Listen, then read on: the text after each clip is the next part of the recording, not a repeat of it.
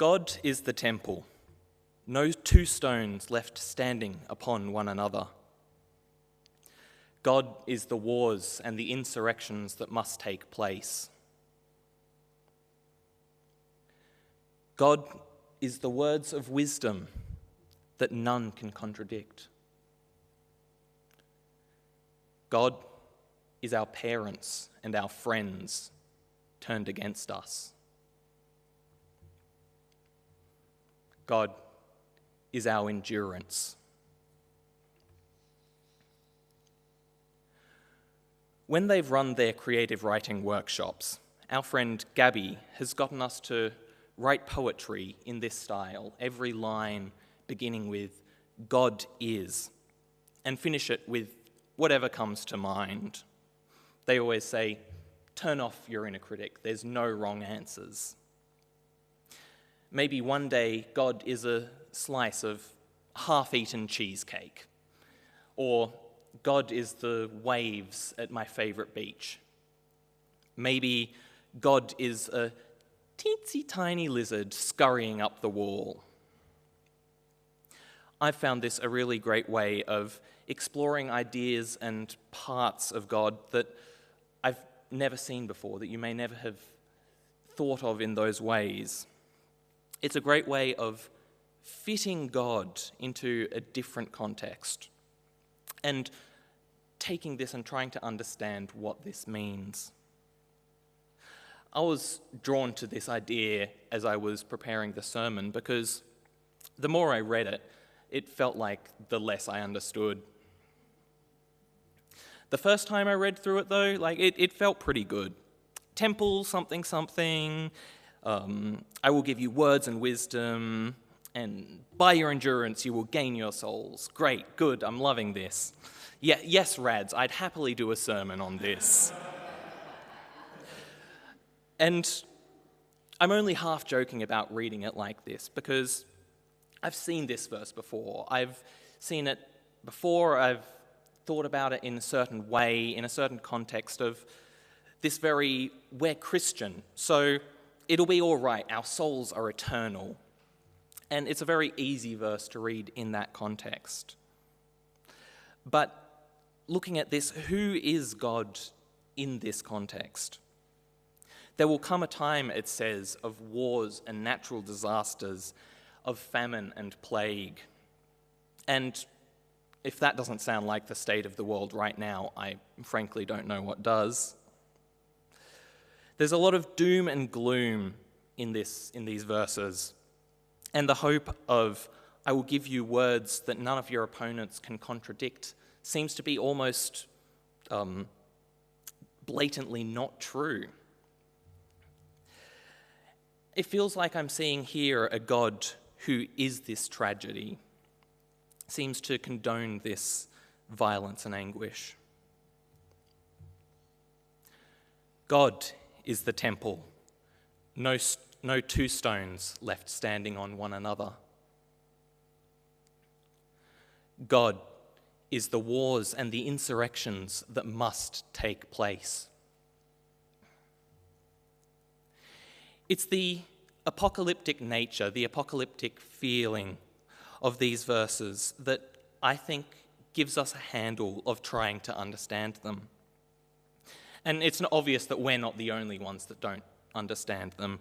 In verse 7, the disciples, they ask him, "Teacher, what the heck are you talking about?" I'm paraphrasing a little bit.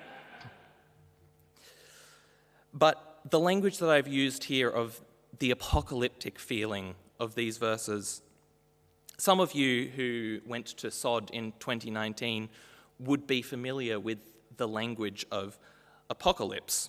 It's a text type that's used in a few different places in the Bible, and most notably in the Apocalypse of John, more commonly known as Revelation.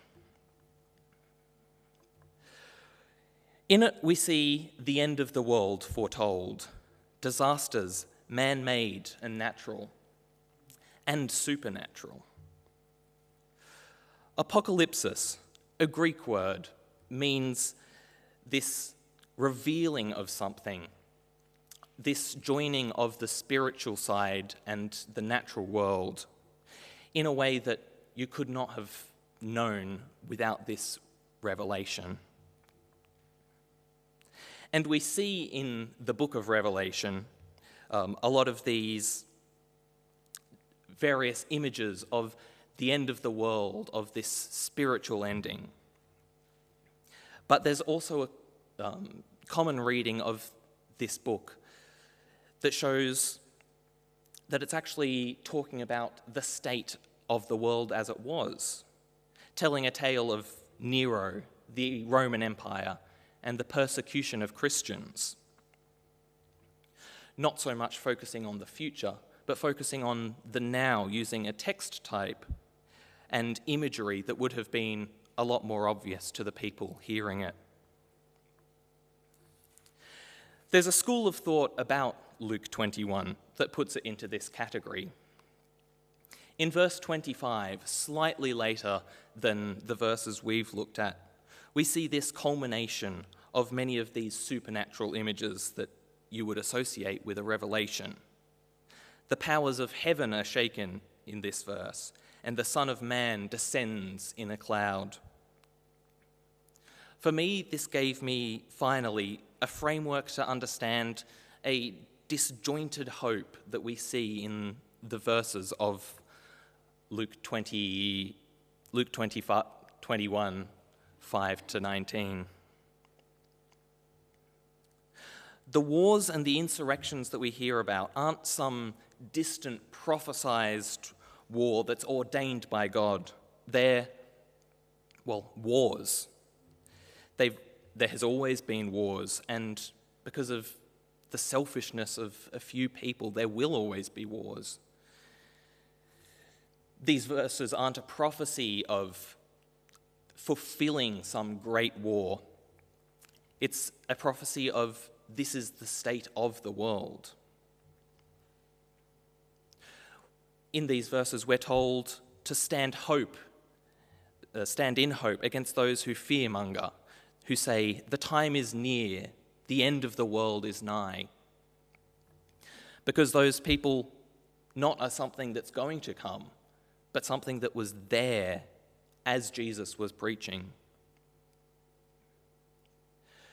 These people claim that disasters will be the end of us, and this feels true. It feels like it must be something that's coming.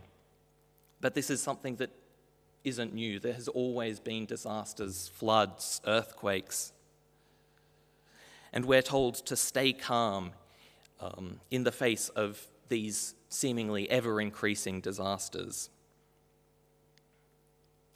These verses say, you will be hated by all because you bear my name, which is not a shocking revelation when Jesus himself was killed for his name, killed for what he stood for.